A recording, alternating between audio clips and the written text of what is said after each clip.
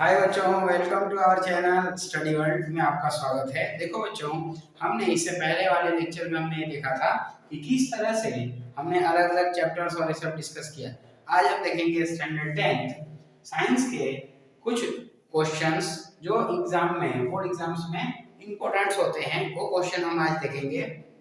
इसमें important questions 2 marks के लिए और इस टाइप के हम बहुत सारे क्वेश्चंस और देखेंगे। मैं इसे आपको एक्सप्लेन करता हूं और आगे कंटिन्यू करता हूं। तो देखो बच्चों, अभी हम यहाँ पर मोस्ट ऑफली दिया है कि स्टैंडर्ड 10th के 2 मार्क्स के क्वेश्चंस देखेंगे, सेक्शन बी। अब इसमें है हमारा while diluting an acid what is it's recommended that acid should be added to water. तो देखो, इसमें हमारा बताया गया है कि कैसे, क्वेश्चन क्या बोल रहा है कि किस तरह से हम एसिड के अंदर अगर पानी का इस्तेमाल करते हैं तो उससे क्या होता है। तो उसमें देखो, जैसे जैसे हम पानी ऐड करते जाते हैं एसिड के अंदर, उसकी डाइल्यूशन क्षमता जो है वो बढ़ती जाती है। क्या होती जाती है? डाइल्यूट। और वो क्या होता है, उसका कॉन्सेंट्रेशन कम हो जाता है। क्या हो जाता है? कॉन्सेंट्रेशन जो है एक्चुअली कम हो जाता है। क्या हो जाता है? कम हो जाता है। तो इसीलिए यही बोल रहा है। तो उससे क्या होगा? तो क्या होगा? रिड्यूस हो जाएगा उसका डाइल्यूशन जो होगा, उसकी कॉन्सेंट्रेशन जो होगी, क्षमता जो होगी वो कम हो जाएगी। इसीलिए उसमें हम पानी ऐड करते हैं। पानी क्या है? हमारा H2O है। अब देखो इसमें एग्जांपल केमिकल्स में, अब हमारे एसिड में क्या होता है? H+ आयन होता है। और हमारे वाटर में क्या है?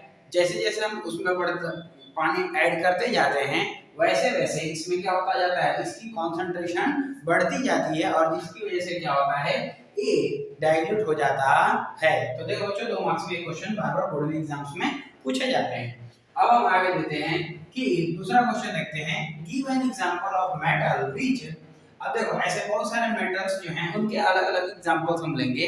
तो जिसमें हमारा बताया गया है कि ए मेटल जो है, अब इसमें देखो इन सब के नाम, मतलब ऐसे कौन कौन से मेटल हैं जो सिंपली जो है इस कंडीशन में क्वेश्चंस में फिट होते हैं, उसके हिसाब से देख लेते हैं। तो देखो इसमें दिया है, give an example of metal which is liquid at room temperature. तो देखो, ऐसा कौन सा मेटल है जो रूम टेम्परेचर पे क्या हो जाता है? लिक्विड स्टेट में रहता है। तो ये हमारा क्या है? मर्क्यूरी है। क्या है? मर्क्यूरी। अब दूसरा जो है हमारा, तुम देखो दूसरा पॉइंट इसके अंदर है, can be easily cut with knife. मतलब ऐसा कौन सा मेटल जो है वो आसानी से क्या होता है? चाकू से कट सकता है। तो ये हमारा सोडियम। और सोडियम जो है तुम्हें पता ही है मेरे बच्चों, बहुत ज्यादा हाईली रिएक्टिव एलिमेंट्स है और मेटल है। अब इसमें हमारा तीसरा क्वेश्चन जो है, is the best conductor of heat. Heat के लिए जो सबसे अच्छा जो है इसमें हमारा क्या है? सिल्वर। सिल्वर जो है वो गुड कंडक्टर ऑफ हीट होता है मेरे प्यारे बच्चों। इसके बाद हमारा आता है कि पुअर कंडक्टर ऑफ हीट जो है वो हमारा क्या आता है? लेड आता है। लेड। ओके। तो देखो बच्चों, इस टाइप के क्वेश्चंस जो हैं आपके बोर्ड एग्जाम्स में बार बार पूछे जाते हैं। Give an examples of the metal which. तो ऐसे बहुत कौन कौन से मेटल्स हैं और उसके बहुत सारे एग्जांपल उदाहरण के तौर पे हमें लेना है। तो इसमें हमारा बताया गया है कि liquid at room temperature. Question को अच्छे से पढ़ना बच्चों। और जिसमें इसमें हमारा इसका आंसर है मरकरी। दूसरा जो है हमारा क्या है? आसानी से चाकू से कट जाता है, वो हमारा क्या है? सोडियम। सोडियम हाईली रिएक्टिव भी माना जाता है। इसके बाद से हमारा बेस्ट कंडक्टर ऑफ हीट जो होता है हमारा सिल्वर होता है। और पुअर कंडक्टर ऑफ हीट जो है वो हमारा लेड होता है। अब देखो बच्चों, हम आगे के क्वेश्चन देखते हैं। तीसरा क्वेश्चन है, right 2 points of difference between Mendeleev periodic table and modern periodic table. तो मेंडलीव पीरियोडिक टेबल और मॉडर्न पीरियोडिक टेबल में क्या डिफरेंस है? तो इसमें देखो, तुमने ये चैप्टर के क्वेश्चन सर भी देखे होंगे। तो इसमें से मोस्ट इंपोर्टेंट क्वेश्चन है, जैसे कि मेंडलीव पीरियोडिक टेबल में क्या बताया गया है? मेंडलीव ने क्या किया था? उन सबको अरेंज किया था 6 ग्रुप्स और 8 पीरियड्स के हिसाब से। बट मॉडर्न पीरियोडिक टेबल में क्या है? 18 ग्रुप्स और 7 पीरियड्स के हिसाब से। और इसके बाद से उसने उसकी इलेक्ट्रोनेगेटिविटी के हिसाब से उसे अरेंज किया था। बराबर। मॉडर्न पीरियोडिक टेबल जो है वो पूरी तरह से एटॉमिक नंबर, एटॉमिक मास और उसका इलेक्ट्रॉनिक कॉन्फ़िगरेशन के हिसाब से उसे अरेंज किया है। तो ये क्वेश्चन भी आपका बहुत इंपॉर्टेंट है और एग्जाम में आने की संभावना ज्यादा है। अब देखो आता है, the atomic number of the element X is 12। हाँ, तो देखो बच्चों, एटॉमिक नंबर जो मैंने इस एलिमेंट का बोला था वो क्या है? 12। वो है मैग्नीशियम। अब इस एलिमेंट में तो एक्स से तुमको पहचान, इस टाइप के भी क्वेश्चन बोर्ड एग्जाम्स में पूछे जाते हैं। तो देखो ये हमारा जो है क्या है, एटॉमिक नंबर जो है 12, तो इसका हमारा इलेक्ट्रॉनिक कॉन्फ़िगरेशन जो है 282 है। अब इसका जो क्या पूछा है, state to which group and period does X belongs. तो इसमें देखो मेरे प्यारे बच्चों, इसमें हमारा बताया गया है कि ए सेकंड ग्रुप में और पीरियड थर्ड में, बराबर, ये हमारे मॉडर्न पीरियड टेबल में रहता है, एग्जिस्ट करता है। तो देखो बच्चों ये हमारे 2 मार्क्स के लिए इतना बहुत है। अब हम आगे बढ़ते हैं। What is the importance of DNA कॉपिंग in reproduction. तो अब देखो इसमें हमारा बताया गया है प्रजनन प्रक्रिया करने के लिए हमारे क्या बहुत ज्यादा इंपॉर्टेंट है। तो देखो बच्चों डीएनए जो है हमारा क्या है, डीऑक्सी राइबोन्यूक्लिक एसिड। तो ये हमारा क्या है, पीढ़ी दर पीढ़ी आता है, जनरेशन बाय जनरेशन होता है। तो डीएनए जो होता है वो क्या होता है, पेरेंट सेल से डिवाइड होकर के डॉटर सेल्स और इन सभी में चेंज होता है। तो ये हमारा क्या है, बहुत महत्वपूर्ण क्वेश्चन है, ये भी एग्जाम्स में बार-बार पूछा जाता है। What is the importance of the DNA कॉपिंग in reproduction. तो रिप्रोडक्शन में देखो डीएनए के ऊपर कोई भी किसी भी चीज का प्रभाव नहीं पड़ता है। तो इसीलिए इसमें हमारे इस चैप्टर के क्वेश्चन में देखो बताया है कि इस तरह से हमारा डीएनए जो है क्या करता है, रिप्रोडक्शन करके धरती पर क्या करता है, जीवन की मौजूदगी रहता है। सभी प्राणी क्या करते हैं, हमारे रिप्रोडक्शन करते हैं। अब हम आते हैं क्वेश्चन नंबर 6 में। तो देखो explain sex determinations in human being. तो देखो ये जो था एलिमेंट्स ने हमें एक्सपेरिमेंट करके बताया था। तो इसमें उन्होंने क्या बताया था सेक्स डिटरमिनेशन में, कि मेल जो होता है उसके पास क्या होता है, मेल जो रहता है उसके पास XX क्रोमोसोम्स होता है और फीमेल जो होता है उसके पास XY क्रोमोसोम्स होते हैं। अब इसमें हमारा बताया गया है कि अब इनमें से रिप्रोडक्शन होने की वजह से, हमें क्या मिलता है, मेल और फीमेल, बराबर। तो ये अपने एक ऑफस्प्रिंग से दूसरे ऑफस्प्रिंग में इंटरचेंज करते हैं। क्या करते हैं, इंटरचेंज करते हैं। तो वही चीज के बारे में मैं आपको बता रहा हूँ। तो देखो इतना आप लिख सकते हैं। अब आता है हमारा स्टेट द ओम्स लॉ। हाँ तो देखो बच्चों मैंने अभी जस्ट बताया था कि 23 जो पेयर्स जो होते हैं वो मनुष्य के अंदर मेल और फीमेल में दोनों में मिला करके क्या होता है, 23 का पेयर्स होता है, बराबर। इसमें हमारा क्या होता है कि अगर निर्माण करना होता है तो एक फीमेल या मेल का निर्माण करना रहता है, तो उसके लिए क्या होता है 22 पेयर क्रोमोसोम्स। अब इसमें भी क्या होता है, ये ऑटो सम्स जो होते हैं वो डिसाइड करते हैं कि किस तरह से, और बाकी के जो दो रहते हैं जैसे कि एक्स और वाई, वो डिसाइड करते हैं कि मेल या फीमेल का निर्माण करेंगे। अब देखो बच्चों अब इसमें हम आगे बढ़ते हैं। तो इसमें अगर ऐसा लिखा जाए, तो अगर पूरी डिटेल में और लिखना चाहो तो लिख सकते हो कि 23 जो है मेल के पास होता है और 23 फीमेल के पास होता है। बट अगर इन दोनों का कंबाइन कर दे तो 46 होते हैं। अब 46 जो क्रोमोसोम्स मिल करके क्या करते हैं, बट उसमें से क्या होता है सिर्फ 44 जो है वो पार्टिसिपेट करते हैं और बाकी के जो दो रहते हैं वो डिसाइड करते हैं कि मेल बनाना है या फीमेल बनाना है। इसी चीज को हम क्या कहते हैं, डीएनए की जो कॉपी होती है वो सेम इसी प्रोसेस की वजह से होती है। तो इसीलिए याद रखना कि मनुष्य के अंदर 23 क्रोमोसोम्स के पेयर्स ऑलरेडी रहते हैं, बराबर, और उसी तरह से मेल में भी फीमेल में भी, बराबर। इसमें से क्या होता है कि जब ये आगे की तरफ बढ़ते हैं तब ये डिसाइड करते हैं, बराबर, कि ये क्या बनाएंगे, मेल बनाएंगे या फीमेल बनाएंगे। ओके चलो बच्चों हम आगे बढ़ते हैं ओम्स लॉ की तरफ। State the Ohm's law derive the equation for the laws। अब देखो इसमें बताया है Ohm's law क्या होता है। तो Ohm's law जो होता है वो क्या होता है, पोटेंशियल डिफरेंस के तहत, बराबर, पोटेंशियल डिफरेंस के तहत रेजिस्टेंस और हमारे करंट के ऊपर डिपेंड करता है। तो इसीलिए तुमने पढ़ा होगा कि Ohm's law में क्या होता है, पोटेंशियल डिफरेंस। तो पोटेंशियल डिफरेंस जो होता है वो हमारा क्या होता है, potential difference V is equals to I R. तुमने सुना है कि किसी में भी प्रोपोर्शनल टू आई लिखा रहता है। इसके बाद से इसमें हमारा जो रेजिस्टिविटी ऑफ करंट जो है वो बढ़ने की वजह से हम इसे क्या लिखते हैं, V is equals to I R. तो ये हमारा ओम्स लॉ है। ओके तो आप इस तरह से इसे डिराइव करके आगे कंटिन्यू कर सकते हो। अब देखो 8 नंबर जो क्वेश्चन है, write down the properties of magnetic field lines of the force. तो अब देखो मैग्नेटिक फील्ड लाइंस जो होता है, तुमने देखा होगा धरती भी हमारे क्या है, चुंबकीय क्षेत्र में घूमती, भ्रमण करती है। क्या करती है, भ्रमण करती है। तो इसीलिए आप देखो मैग्नेटिक फील्ड जो है वो कभी भी एक दूसरे से कभी मिलते नहीं है, बराबर। वो नॉर्थ से साउथ डायरेक्शन में मूवमेंट करते हैं और ये हमेशा एक दूसरे के इर्द गिर्द में ही घूमते रहते हैं। तो देखो बच्चों, मैग्नेटिक प्रॉपर्टीज में आप इतना लिख सकते हो क्योंकि ये भी क्वेश्चन हमारे लिए बहुत इंपॉर्टेंट है। अब हम आते हैं 9th नंबर का क्वेश्चन जो है। अब देखो इसमें state the importance of forest. जंगल हमारे लिए इतने महत्वपूर्ण है। देखो आज मनुष्य जो है तेजी से जंगलों को काटते जा रहा है, ये भी हमारे एग्जाम्स में पूछते हैं। तो देखो बच्चों, इसमें हमारा बताया गया है जंगल का महत्व बताने के लिए जंगल हमारे लिए क्यों इंपॉर्टेंट है। जंगल देखो बच्चों, जंगल हमारे लिए इसलिए ज्यादा उपयोगी है क्योंकि जंगल हमें लकड़ी देते हैं, बराबर, फ्रूट्स देते हैं, फल देते हैं, इसके फ्रूट्स देते हैं और बहुत सारी चीजें देते हैं। और यहाँ तक कि औषधियों के उपयोग के लिए भी हम फल का इस्तेमाल करते हैं और जंगलों का इस्तेमाल करते हैं। जंगलों से हमें लकड़ी मिलता है, फिर ऐसे बहुत सारे अलग अलग साधन मिलते हैं। तो इस तरह से आप क्या कर सकते हो, जंगलों के इंपॉर्टेंस दे सकते हो। अगर जंगल नहीं रहेंगे तो हमें ऑक्सीजन नहीं मिलेगा, बराबर, जलावन के लिए लकड़ी नहीं मिलेगी, इसके साथ साथ पशु पक्षी जीव जंतु और प्राणी अच्छे से नहीं रह पाएंगे। तो इसको आप एग्जांपल दे सकते हो। अब हमारा आता है 10 नंबर का क्वेश्चन। देखो, एक्सप्लेन 3 R's। 3 R's जो है, देखो आपके बुक में 3 R दिया ही है, रिसाइकल, रिसाइकल, रिड्यूस, रिकवर।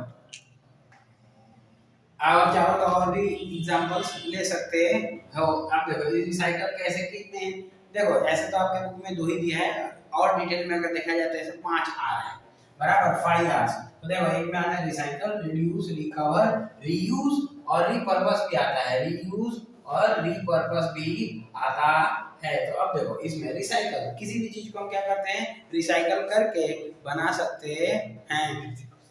अब देखो इसके बाद हमारा क्या आता है कि रिड्यूस। रिड्यूस में क्या होता है, और हम कम कर सकते हैं, जैसे कि प्लास्टिक का इस्तेमाल करना कम कर सकते हैं। रिकवर जो है, अब उस चीज को हम क्या वापस से कुछ और बना करके यूज कर सकते हैं। अब हमारा आता है रीयूज, बराबर। अब इसमें आता है एक और रिफ्यूज, मतलब हम मनाही, रिफ्यूज, रिफ्यूज। तो देखो हमें किसे मना करना चाहिए, जैसे कि हमारे प्लास्टिक को मना करना चाहिए, तो ये भी हमारा उसमें आ जाता है, बराबर। अब जैसे कि रिकवर करने के लिए कोई चीज खराब हो गई तो उसे वापस बना करके इस्तेमाल कर लेना चाहिए। रिपर्पस जो होता है वो किसी उद्देश्य के लिए इस्तेमाल करते हैं। तो देखो बच्चों, आपके एग्जाम में 3 R ही पूछता है या 2 R पूछेगा, इसमें से कोई भी आप टॉपिक ले सकते हो, रिसाइकल, रिड्यूस, रिकवर, बराबर, वो आपके ऊपर है, लेकिन ये क्वेश्चन भी बहुत इंपॉर्टेंट है। अब हमारा आता है 11 नंबर का क्वेश्चन बच्चों, व्हाट इज बायोडायवर्सिटी और what is the main aim to conserve biodiversity. Biodiversity क्या है, हमारे जीव जंतु और प्राणियों और वन्य जीवन से मिलकर के ये बना है, इसीलिए इसे हम बायोडायवर्सिटी कहते हैं। अभी क्या है, मनुष्य जो है लालच की वजह से क्या करता है, इन्हें नुकसान पहुंचाता है, इसीलिए हमें इसकी जरूरत पड़ी कि हम इन्हें बचा सकते हैं। धरती पर जीवन जो है सभी वनस्पतियों का अधिकार है, सभी जीव जंतु और प्राणियों का अधिकार है। तो जिसके तहत क्या होता है कि हमें अपने जरूरत के हिसाब से उसका उपयोग करना चाहिए। तो इस तरह से हम क्या कर सकते हैं, ज्यादातर हम जानवरों को मारना नहीं है, पेड़ पौधों को बचा के रखना है। तो इस तरह से हम क्या कर सकते हैं, हम वन्य जीवन को भी बचा के रख सकते हैं। अब हमारा आता है व्हाट इज बर्डिंग। बर्डिंग जो है एक प्रक्रिया होती है, तुमने देखा होगा, ये रिप्रोडक्शन में ही है। तो इसमें हमारा क्या है, बर्डिंग भी एग्जाम में पूछा जाता है। तो बर्डिंग क्या होता है, बर्डिंग एक प्रक्रिया है जिसमें क्या होता है, तुमने देखा ईस्ट जो होगा, बराबर, वो वापस से हमारे जैसे कि पेरेंट सेल से डॉटर सेल्स में वो क्या होता है, चेंज हो जाता है। तुमने देखा होगा ईस्ट का एग्जांपल, फिर वो कांटेदार झाड़ियां होती हैं, वो बर्डिंग की प्रोसेस करती हैं। और इनमें क्या होता है, उनके जो नोड्यूल्स होते हैं, तुमने कैक्टस देखा होगा, राउंड राउंड वाला जो कैक्टस होता है, एक दूसरे से चिपक के आगे की तरफ बढ़ते जाते हैं। ये प्रोसेस में भी हमारा क्या होता है, बर्डिंग होता है। तुमने हाइड्रा का एग्जांपल देखा हो तुम्हारे बुक में, हाइड्रा, ये सब जो है अलग अलग जीव जंतुओं के बारे में दिया गया है। अब हम आते हैं which type of connection is seen in the domestic circuit and describe it's uses. तो देखो बच्चों, 13 नंबर का जो हमारा क्वेश्चन है कि हमारे घर में कौन सा सर्किट इस्तेमाल होता है। तो हमारे घर में पैरेलल कनेक्शन का इस्तेमाल होता है, और ये जो सर्किट होता है पैरेलल कनेक्शन टाइप का होता है। और ये क्या होता है, इसका इस्तेमाल हम इसलिए यूज करते हैं कि पैरेलल कनेक्शन जो है वो क्या होता है, उसमें लाइट जो है आसानी से फ्लो करता है, और सीरीज में क्या है, अगर कहीं भी फॉल्ट होगा तो आसानी से करंट फ्लो करेगा नहीं। और पैरेलल में क्या होता है, एक कनेक्शन अगर बंद हो गया तो दूसरा कनेक्शन चालू, और दूसरा कनेक्शन बंद हो जाता है तो तीसरा कनेक्शन चालू रहता है, इसीलिए इसका इस्तेमाल किया जाता है। अब हमारा आता है 14 नंबर का क्वेश्चन जो है, describe the factor affecting the resistance of a conductor. तो इसके लिए हमारा क्या है, R is proportional to L upon A वाला जो फार्मूला है, वो ये क्या करता है, हमेशा असर कारक रहता है, जिसके तहत तुमने देखा होगा बहुत सारे अलग अलग तरीकों से क्या होता है, उसकी क्षमता के हिसाब से, बराबर। कंडक्टर जो है उसमें जैसे कि मेटल जो है, वो हमारा मेटल में iron is the best conductor of electricity, उसमें भी क्या है, बहुत सारे मेटल हैं जो क्या होते हैं अच्छी तरह से, और जिनका प्रभाव जो होता है वो उनकी रेजिस्टिविटी के ऊपर डिपेंड करता है। तो देखो आप इतना लिख सकते हैं। अब हमारा आता है कि difference between AC and DC current. तो देखो बच्चों, ये भी बहुत इंपॉर्टेंट क्वेश्चन है।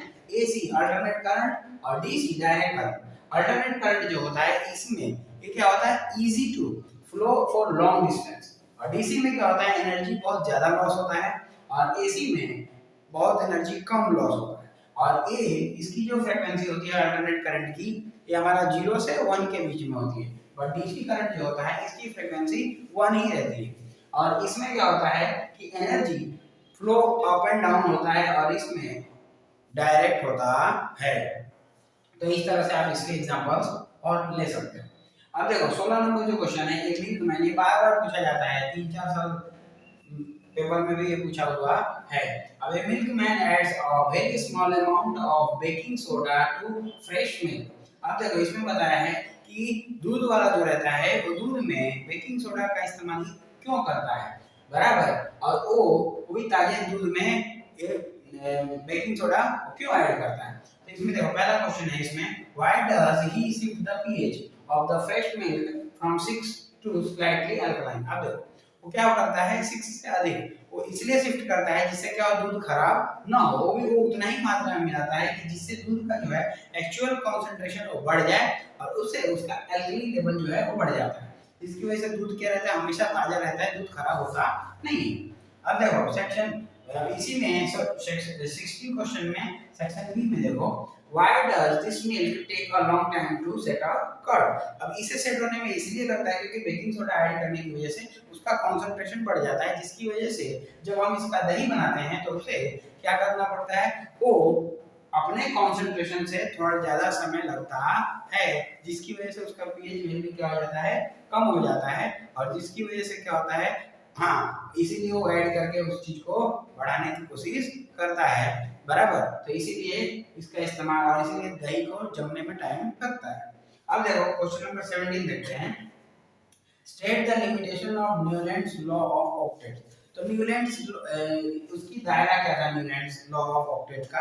हाँ तो देखो बच्चों, न्यूलैंड्स ने क्या किया था, जैसे कि मैंने आपको बताया कि सारे गामा पदनिसा वाला जो एलिमेंट था वहां तक, और उसमें बताया था कि पहले 1 से लेकर 8 तक जो एलिमेंट्स थे वो क्या कर रहे थे, इस रूल को फॉलो कर रहे थे, ऑक्टेट रूल को, और बाकी के एलिमेंट्स फॉलो नहीं कर रहे थे। तो इसीलिए उन्होंने क्या किया था, इसके दायरे फिक्स कर दिए थे, और इन्होंने 1 से लेकर 8 एलिमेंट्स के अरेंजमेंट अच्छी तरह से किया था, और उसके बाद बाकी के जो एलिमेंट्स थे उन्होंने उस तरह से अरेंज नहीं किया था। अब देखो बच्चों हम आगे बढ़ते हैं क्वेश्चन नंबर 18 में, right the equation necessary for the process of photosynthesis. Photosynthesis का मतलब होता है प्रकाश संश्लेषण। प्रकाश संश्लेषण की जो प्रक्रिया है वो पेड़ पौधों में होती है, और उससे वो अपना क्या बनाते हैं, आहार बनाते हैं, उससे अपना आहार बनाते हैं। और इससे क्या होता है कि पेड़ पौधे जो हैं फोटोसिंथेसिस की प्रक्रिया करते हैं, और इससे उन्हें ग्लूकोज मिलता है, और ये क्लोरोफिल की मौजूदगी में होता है। जैसे कि तुमने देखा होगा 6CO2 बराबर 6O2 प्लस, तो इस तरह से, तो इसमें रिएक्शन क्या बनाता है, C6H12O6 बराबर, इसके बाद 6CO2 तो 6C बनाता है, और बाकी के 6O2 बनाता है, और बाकी का एनर्जी के रूप में चेंज करता है। तो इस तरह से आप इक्वेशन लिख सकते हो कि C6H12O6 ग्लूकोज बनाता है, और जब इस रिएक्शन को हम सूरज की किरणों में और हमारे क्लोरोफिल की मौजूदगी में जब हम करते हैं तो 6CO2 दे देता है, 6O2 दे देता है, और उसके बाद से एनर्जी हमें एक्सेस में मिलती है। अब हम देखते हैं बच्चों, डिफरेंशिएट बिटवीन एरोबिक रेस्पिरेशन और एनारोबिक रेस्पिरेशन।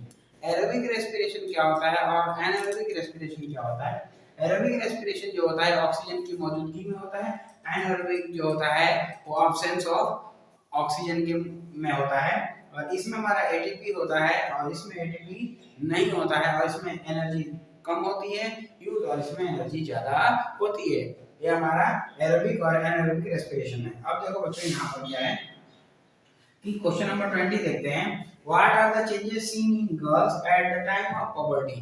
मतलब हमारी जो महिलाएं हैं, रिप्रोडक्शन चैप्टर से ये क्वेश्चन ये भी एग्जाम में पूछा जाता है। तो इसमें क्या होता है, उनके शरीर में बहुत सारे परिवर्तन देखने के लिए मिलता है लड़कियों के, और इसमें क्या होता है उनकी आवाज जो होता है पतली हो जाती है, शरीर का शेप और साइज चेंज हो जाता है, बराबर। अब हम देखते हैं बच्चों 21 नंबर क्वेश्चन। इसमें दिया है what precautions should be taken to avoid the overloading of the domestic electric circuit. तो देखो सिंपल सी बात है, ये क्वेश्चन भी बार बार एग्जाम में पूछा जाता है। तो इसमें हम देखते हैं कि हमें क्या क्या चीजें लेनी चाहिए जिससे क्या हो सर्किट के ऊपर ओवरलोड न पड़ता हो। तो इसके लिए हमें क्या करना चाहिए? तो सबसे पहले कभी भी एक ही प्लग के अंदर बहुत सारे प्लग लगा देने नहीं चाहिए, बराबर। इसीलिए सभी के लिए अलग अलग कनेक्शन रखने चाहिए जिससे क्या होता है सर्किट के ऊपर लोड कम पड़ जाता है। तो इस तरह से आप लिख सकते हो और घर में शॉर्ट सर्किट होगा नहीं। अब हमारा आता है 22 नंबर जो लास्ट क्वेश्चन है। अब इसमें हम देखते हैं कि how can you help to reducing the problem of the waste disposal giving any two methods. तो देखो हमारे जो वेस्ट मटेरियल्स जो है, ये देखो ये क्वेश्चन भी आता है कि किस तरह से हम कचरों का व्यवस्थापन कर देते हैं। तो क्या होता है कि जैसे कि कचरा जो होता है इसमें दो टाइप का होता है, एक तो बायोडिग्रेडेबल और एक नॉन बायोडिग्रेडेबल। बायोडिग्रेडेबल वेस्ट जो होता है उससे क्या होता है पेड़ पौधे जीव जंतु और ये सब जो घास वास होता है उसे कीड़े मकोड़े नष्ट कर देते हैं और प्रकृति उसे नष्ट कर देती है। लेकिन नॉन बायोडिग्रेडेबल जो है वो क्या होता है नष्ट नहीं होता है। तो इसके लिए दो मेथड से हम क्या कर सकते हैं, आसानी से हम कचरे को अच्छी तरह से क्या कर सकते हैं, हम उन्हें डिकम्पोज कर सकते हैं। तो देखो बच्चों इतना, हाँ तो देखो बच्चों मैंने इससे पहले एक्सप्लेन और सब कर दिया था, बराबर। तो आज के लिए इतना ही है, बराबर। बाकी के नेक्स्ट वीडियो में मिलेंगे। ओके बाय बाय बच्चों, have a great day, bye.